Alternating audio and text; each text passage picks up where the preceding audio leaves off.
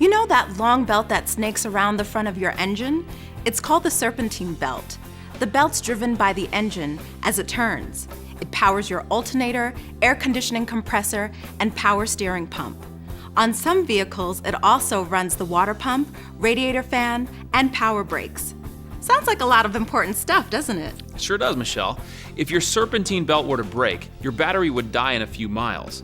If it runs your fan or your water pump, your engine could overheat, and steering and braking could be more difficult. Now, obviously, the best thing is to replace your serpentine belt before it breaks.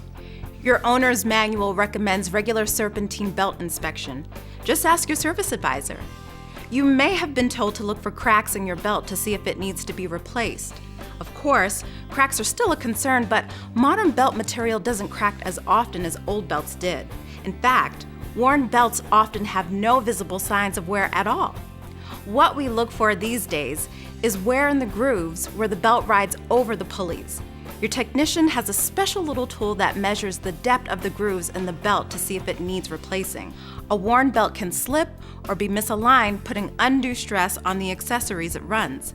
Anything else, Jeremy? Yeah, you can imagine it's important for the belt to be tight, so there's a tensioner pulley on your engine that puts pressure on the belt to keep it at the right tension.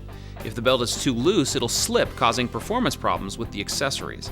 The spring on the tensioner wears out over time, so we check the tensioner pulley when we replace the serpentine belt. If it's worn, we just replace the tensioner pulley along with the belt. Replacing your serpentine belt and belt tensioner when needed will keep you from an unexpected breakdown.